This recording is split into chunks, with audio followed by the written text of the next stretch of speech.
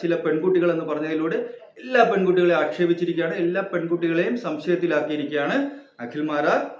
Season 1 to 6 മാത്രമല്ല, ഇനി വരുന്ന സീസണുകളിലെയും പെൺകുട്ടികളെ പറ്റിയുള്ള അപവാദമായിട്ട് ഇത് മാറും. അവരെ പറ്റി അപവാദം പ്രചരിപ്പിക്കാൻ ഈ സ്റ്റേറ്റ്മെന്റ് ഉപയോഗിക്കപ്പെടും എന്നതിൽ സംശയമൊന്നുമില്ല. എല്ലാവർക്കും ആ സമ്പാദ്യം കിട്ടാൻ ആഗ്രഹമുണ്ട്, എല്ലാവർക്കും സുഖമായിട്ട് ജീവിക്കാനും ആഗ്രഹമുണ്ട്. പക്ഷേ പാപം ചെയ്യാനുള്ള ധൈര്യം ആർക്കും. ഹലോ, ഇപ്പോൾ കുറച്ച് ദിവസം തിരക്കിലായി പോയതുകൊണ്ട് വീഡിയോസ് ഒന്നും ചെയ്യാൻ പറ്റില്ല. ഇനി ഞാൻ സ്ഥിരമായിട്ട് ചെയ്യുന്നതായിരിക്കും. നിങ്ങൾ എൻ്റെ വീഡിയോസ് കാണുന്നുണ്ടെങ്കിൽ എൻ്റെ വീഡിയോ പറ്റിയുള്ള അഭിപ്രായങ്ങൾ, ദെൻ ബിഗ് ബോസ് കണ്ടസ്റ്റൻറ്റിനെ പറ്റിയുള്ള അഭിപ്രായങ്ങൾ എല്ലാം ഷെയർ ചെയ്യുമെന്ന് പ്രതീക്ഷിക്കുന്നു. പ്ലീസ് കമൻറ്റ് ചെയ്യുക നിങ്ങളുടെ അഭിപ്രായങ്ങൾ എന്താണെന്ന്, നിങ്ങളുടെ വ്യക്തിപരമായ അനാലിസിസ് എന്താണെന്ന് ഒക്കെ ഷെയർ ചെയ്യുക. നമുക്ക് പരസ്പരം മിണ്ടിയും പറഞ്ഞും മുന്നോട്ട് പോകുന്നതായിരിക്കും രസമുള്ള കാര്യം. എന്തായാലും സിബിൻ ബിഗ് ബോസ് ഹൗസിൽ നിന്ന് പുറത്തു വന്നതിന് ശേഷം കുറെ കോൺട്രവേഴ്ഷ്യൽ ആയിട്ടുള്ള സ്റ്റേറ്റ്മെന്റ്സ് നടത്തുന്നുണ്ട്. കക്ഷി പറയുന്നത് താൻ കിട്ടിയാൻ ആഗ്രഹിച്ചില്ല എന്നൊക്കെയാണ് മുൻപ് പറഞ്ഞത് തന്നെ. അതോടൊപ്പം വളരെ സീരിയസ് ആയിട്ടുള്ള ഒരു കാര്യം പറഞ്ഞു, തന്നെ മരുന്ന് തന്ന് മാനസിക രോഗിയാക്കാൻ ശ്രമിച്ചു എന്നാണ് സിബിൻ പറയുന്നത്. അതല്ലെങ്കിൽ മാനസിക രോഗിയായിട്ട് ചിത്രീകരിക്കാൻ ശ്രമിച്ചു എന്ന്. പക്ഷെ ഇവിടെ ഒരു ഓർക്കേണ്ട ഒരു കാര്യം, സിബിൻ തന്നെയാണ് ബിഗ് ബോസ് ഹൗസിനുള്ളിലായിരുന്നപ്പോൾ പറഞ്ഞത് എനിക്ക് ഒരു വർഷം മുമ്പ് ഡിപ്രഷൻ പോലെ വന്നിരുന്നു, വളരെ ബുദ്ധിമുട്ടിയാണ് അത് മാറ്റിയത്, അതേപോലെ ട്രോമ തിരിച്ചു വരുമോ എന്ന് താൻ പേടിക്കുന്നു എന്നൊക്കെ. അപ്പോൾ ബിഗ് ബോസിന്റെ പിന്നണിയിലുള്ളവർ അങ്ങനെ ചെയ്യാൻ ശ്രമിച്ചു എന്ന് തൽക്കാലം ഞാൻ വിശ്വസിക്കുന്നില്ല. അതല്ലെങ്കിൽ അത്രയും സ്ട്രോങ് ആയിട്ടുള്ള എവിഡൻസോടുകൂടി സിബിൻ മുന്നോട്ട് വേണം. സിബിൻ പറയുന്നത് തനിക്ക് കോൺഫിഡൻഷ്യാലിറ്റി മെയിൻറ്റെയിൻ ചെയ്യേണ്ടതുള്ളതുകൊണ്ട് ഉള്ളിൽ നടന്ന കാര്യങ്ങൾ ഇപ്പോൾ പറയാൻ പറ്റില്ല. ഒരു 72 മണിക്കൂറത്തെ കാര്യങ്ങൾ നിങ്ങളോട് ഷെയർ ചെയ്യാനുണ്ട്, അത് ഞാൻ ഷെയർ ചെയ്യുമെന്നാണ് സിബിൻ പറയുന്നത്. അതോടൊപ്പം ചേർത്ത് വായിക്കേണ്ട മറ്റൊരു കാര്യം അഖിൽ മാരാറുടെ സ്റ്റേറ്റ്മെന്റ് ആണ്. ഇതോടനുബന്ധിച്ച് അഖിൽ മാരാർ ചില കാര്യങ്ങൾ പറഞ്ഞത് സിബിനെ പുറത്താക്കിയത് അവരുടെ ചില കളികളാണ്, ബിഗ് ബോസ് ഷോയുടെ പിന്നണിയിലുള്ള ചില ആൾക്കാരുടെ കളികളാണ്. ഷോയെ താൻ കുറ്റം പറയില്ല, പക്ഷേ ഷോയുടെ പിന്നിലുള്ളവരിൽ 2 പേർ ശരിയല്ല എന്നൊക്കെയാണ് അഖിൽ മാരാർ പറയുന്നത്. അഖിൽ മാരാർ പറഞ്ഞതിലെ ഒരു പ്രധാന പ്രശ്നം, അഖിൽ മാരാർ പറഞ്ഞു ഈ ഷോയിൽ വരുന്ന സീസൺ 1 മുതൽ 5 വരെ വന്ന പെൺകുട്ടികളിൽ ചിലരെ ഈ 2 പേർ, അയാൾ ഉദ്ദേശിക്കുന്ന 2 പേർ തെറ്റായ രീതിയിൽ ഉപയോഗിച്ചിട്ടുണ്ട് എന്നാണ്. അവർ പോയ ഹോട്ടൽ വരെ തനിക്കറിയാമെന്നാണ് അഖിൽ മാരാർ പറയുന്നത്. ഇവിടുത്തെ ഒരു പ്രശ്നം, ചിലരെ ഉപയോഗിച്ചിട്ടുണ്ട് എന്ന് പറയുമ്പോൾ ആ ചിലരുടെ പേര് പറയാതിരിക്കുമ്പോൾ എല്ലാവരും അതിൽപ്പെടും. എല്ലാവരെയും സംശയദൃഷ്ടിയോടെ ആയിരിക്കും ഇനി ആൾക്കാർ നോക്കിക്കാണുന്നത്. ഇവൾ വന്നത് എങ്ങനെയാണ്, ഇവൾ അങ്ങനെയുള്ളവളല്ലേ എന്നായിരിക്കും ആൾക്കാർ നോക്കിക്കാണാൻ പോകുന്നത്. അതോടൊപ്പം ചില സൈബർ കുബുദ്ധികൾ, ഈ ഓൺലൈനിൽ കമന്റ് ഇട്ട് രസിക്കുന്നവർ, അവർക്ക് തോന്നിയവരുടെ പേജിൽ പോയി, തോന്നിയവരുടെ പോസ്റ്റിൽ പോയി ഇതുപോലെ കമന്റ് ഇടാൻ തുടങ്ങും.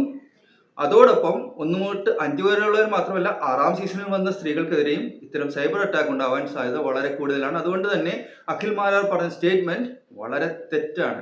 അതല്ലെങ്കിൽ അയാൾ പറയണമായിരുന്നു ആരാണ് പോയതെന്ന്. അങ്ങനെ പറഞ്ഞിരുന്നെങ്കിൽ അയാൾക്കെതിരെ കേസ് വരുമായിരുന്നു. പിന്നെ അത് സീരിയസ് ആയിട്ടുള്ളൊരു ഒഫൻസിലേക്ക്, സീരിയസ് ആയിട്ടുള്ള ഒരു പ്രശ്നത്തിലേക്ക് പോകുമായിരുന്നു.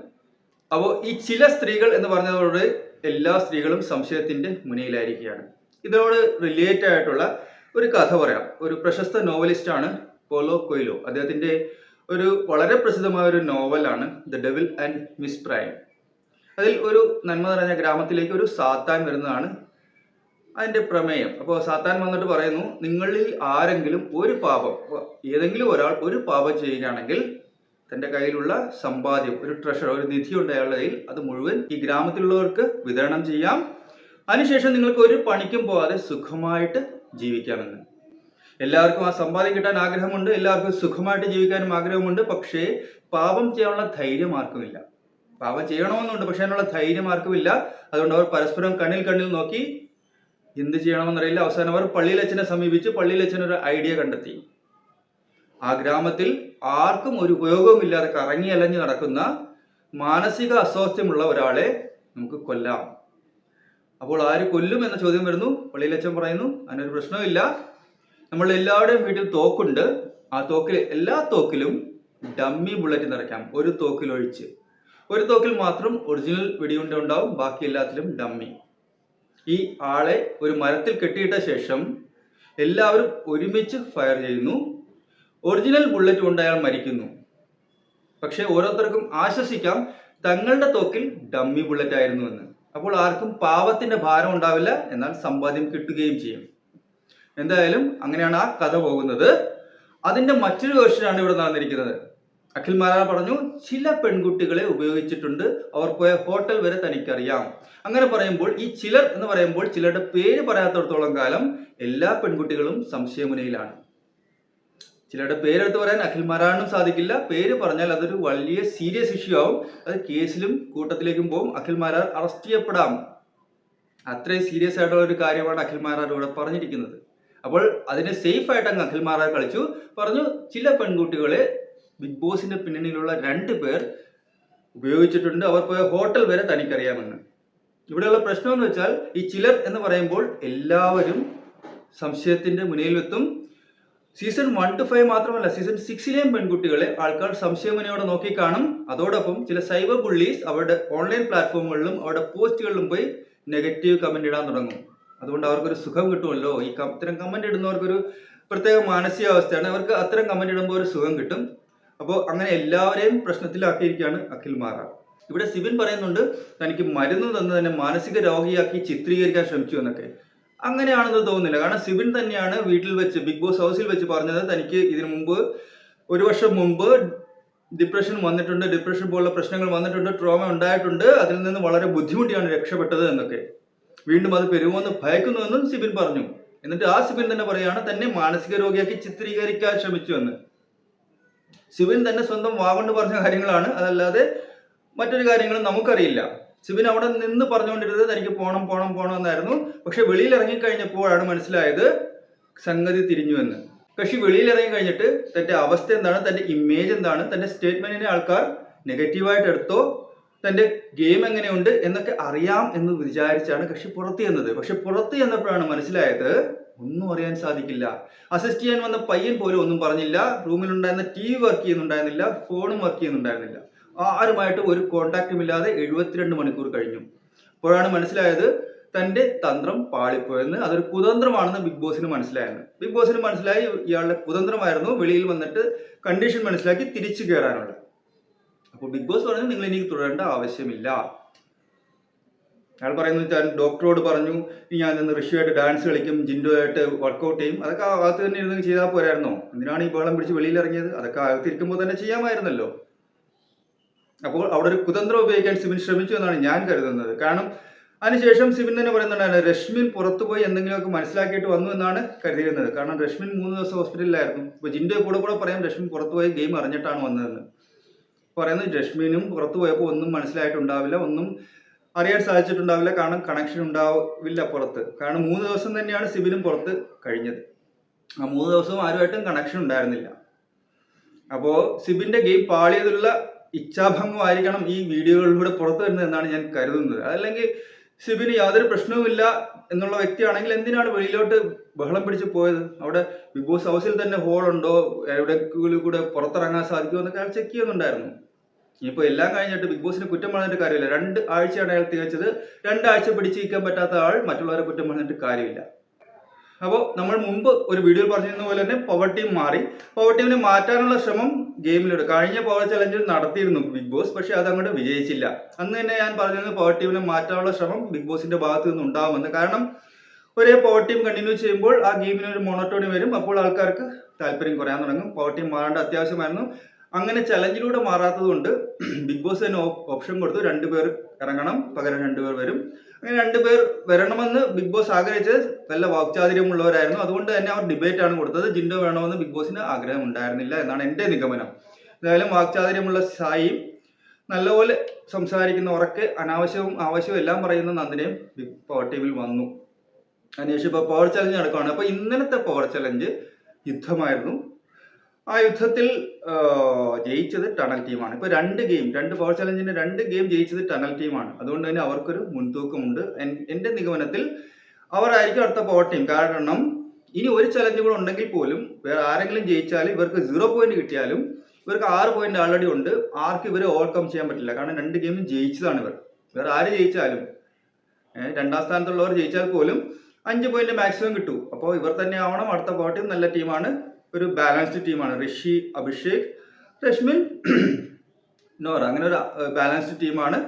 ഇനി വരാൻ പോകുന്ന പവർ ടീം, എന്തായാലും ശരണ്യ ആ പവർ ടീമിൽ നിന്ന് പുറത്ത് വന്നിട്ട് എങ്ങനെയായിരിക്കും എന്നൊന്നും കാണാൻ ആഗ്രഹമുണ്ട്. കാരണം ഇപ്പോൾ ശരണ്യയുടെ മുഖത്ത് അധികാരത്തിന്റെ ഗർവ് കാണാൻ സാധിക്കും. നിങ്ങൾ നോക്കിയാൽ മനസ്സിലാകും, അധികാരത്തിന്റെ ഗർവ് ഭയങ്കരമായിട്ടുള്ള ഒരു വ്യക്തിയാണ് ശരണ്യ. ശരണ്യ എങ്ങനെയാണ് കയറിയതെന്ന് നമുക്കറിയാം പവർ ടീമിൽ. ആ ഇതിൽ ശരണ്യയുടെ കോൺട്രിബ്യൂഷൻ പ്രത്യേകിച്ചൊന്നും ഇല്ലായിരുന്നു എന്നതാണ് സത്യം.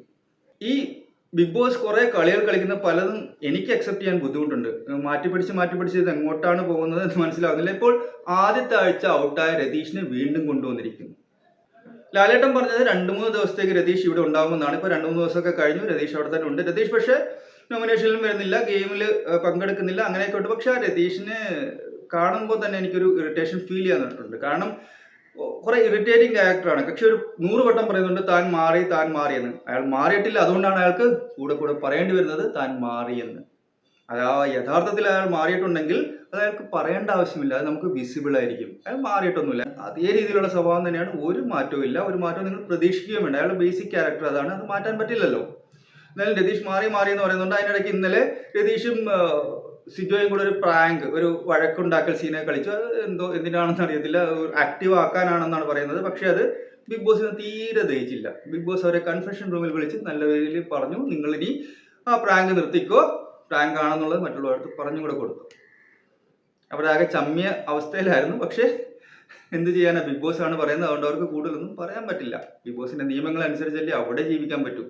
അപ്പോൾ ബിഗ് ബോസ് തന്നെ പറഞ്ഞു, നിങ്ങളുടെ പ്രാങ്ക് നിർത്തിക്കോ, അത്രയും ചളിയായിട്ടുണ്ട്, അതിൻ്റെ ആവശ്യമൊന്നുമില്ല. ഈ കപട നാടകം, കപടമായിട്ടുള്ള ഫൈറ്റ് ഇതിനു മുമ്പ് അഖിൽ മാരാർ ആ സീസണിൽ ചെയ്യുന്നുണ്ടായിരുന്നു. പക്ഷെ നമുക്കത് ഒരു കാപട്യമാണെന്ന് മനസ്സിലാവാത്ത രീതിയിലായിരുന്നു അയാൾ ഹാൻഡിൽ ചെയ്തുകൊണ്ടിരുന്നത്.